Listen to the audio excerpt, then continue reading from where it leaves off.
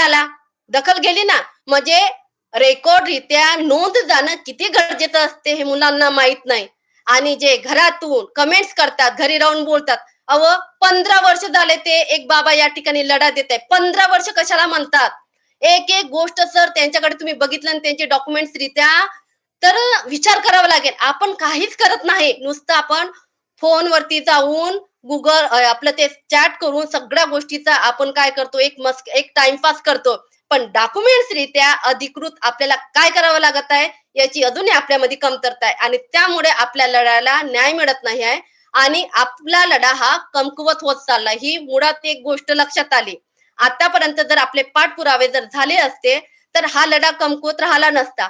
ज्यावेळेला मी सांगितलं, की विधान भवनमध्ये एक फॉर्म मिळतो आणि तो फॉर्म जो आपल्याला प्रश्नमंजुषा जो फॉर्म त्याला काहीतरी फी 2,000-2,500 काहीतरी त्या फॉर्मची. तर तो फॉर्म जेव्हा आपण राज्यपालाकडे सबमिट करतो, राज्यपाल, उपराष्ट्रपती, राष्ट्रपती म्हणजे संबंधित राज्यपाल सगळे जेवढे काही शासकीय अधिकारी आहेत सगळे, तर त्यांना ते निवेदन तिथपर्यंत पोहोचायला 3 म्हणजे 90 दिवसाचा कालावधी 90 दिवसाचा कालावधी लागते ही गोष्ट करायला. आता मला सांगा 1 वर्ष झालंय आपण लढा देतोय. ही जर गोष्ट आपण 90 दिवसाच्या आत जर केली असती, तर आज कुठेतरी आपली नोंद राज्यपालाकडे राहिली असती आणि संबंधित जो 4.5 चा मुद्दा बोलत आहे, की हे आपल्याला लागू पडत नाही. तो मुद्दा आपला लागू झाला असता. तो मुद्दा जी-आर मधून हे वगळू शकत नाही आणि तो मुद्दा जर वगळला असेल, तर संबंधित आपल्याला पुरावा तो वगळण्याचा पण एक जी-आर लागतो.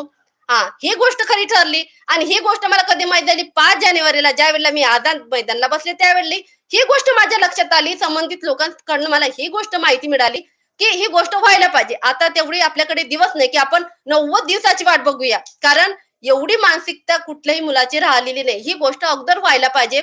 म्हणजे काय एक नोंद थांबली असती नवीन भरतीची आणि 4.5 च्या मुद्दा आपल्याला लागू झालेला असता आणि राज्यपालाने एकदा जर तो आपला अधिकृत पास केला असता, तर शासन आपल्या दरबारी आलं असतं. आझाद मैदानला आलं असतं. माहित आहे का? ही एक गोष्ट आपल्याकडनं झाली नाही, जी आत्ता व्हायला पाहिजे. मग 90 दिवसाचा कालावधी म्हणजे किती दिवस? विचार करावा लागत आहे. म्हणजे डॉक्युमेंट्सरित्या कोणी विचार करत नाहीये. जो येतो तो ग्रुपवरती चर्चा करतो, काहीतरी विधान करतो, काहीतरी बोलतो. अरे बाबा, ग्राउंडला या खरंच या माझी मानसिकता अशी झाली आहे, की मी जेवढं काम करते तेवढं मला अनुभव मिळत आहे, तेवढ्या गोष्टीचं नॉलेज मिळत आहे. आपण काय करायला पाहिजे, काय नाही करायला पाहिजे या गोष्टीची मला एक हे वाटत आहे, की म्हणजे खूप चांगलं वाटत आहे. आणि परत मी सगळ्यांना हात जोडून विनंती करते, की बघा जे काही काम करीत आहे आपले 6 व्यक्ती राहू द्या, कोणी राहू द्या, संबंधित सगळे जिल्ह्यातले प्रशिक्षणार्थी, जिल्हा अध्यक्ष, तालुका अध्यक्ष, सगळेच जण जे काही आपल्या लढ्यासाठी काम करत आहेत, त्यांना मदत करा, सहकार्य करा. कारण काय आहे, लढा स्वतःसाठी आणि स्वतःच्या रोजगारासाठी वारंवार तेच येते शब्द, की स्वतःच समजून लढा. स्वतःचा हक्काचा माझा रोजगार आहे म्हणून यासाठी लढा. आणि जे काही लोकं हा लढा लढत आहे किंवा आपल्याला वेळ देत आहे, काम देत आहे, मला हा 15 लाख किंवा 15-20 हजार त्यांना का पगार देताय का? ते काम करत आहे. पगार देताय का? नाही देताय ना. तर हे मग ते काम करत आहे, ते त्यांचं प्रोत्साहन वाढा. तुम्ही अशी विधान करून त्यांचं मनाचं खच्चीकरण का करताय? आता माझं खच्चीकरण होणार नाही. मी मनाने खूप स्ट्राँग आहे. माझं नाही. तुम्ही किती विधान करा, काही बोला. मी खच्चीकरण करत नाही. कारण माझा निश्चय आणि माझं ध्येय, माझं सारखं करून मी ठेवलंय, इथं डोक्यात ठेवलंय. त्यामुळे माझं खच्चीकरण होत नाही. अरे विचार करूशा वाटते, की आपण जे काही कुणासाठी लढतोय, काय करतो, आपण काय बोलायला पाहिजे. अरे घरातून तुम्ही नुसतं कमेंट्स करताय. अरे ग्राउंड लेव्हलला या, इथं काय भोगावं लागते, कशा परिस्थिती राहावं लागते, काय प्रॉब्लेम फेस करावं लागते.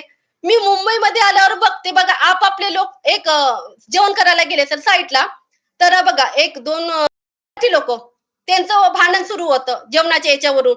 इथे स्टॉल का लावला, तिथे का लावला. तर तेच मी बघते एम-पी-यू-पीतले जे लोक आहेत, त्यांच्यामध्ये जर वाद असा होत असेल, तर लगेच ते काय करतात, एकदम शांत होतात.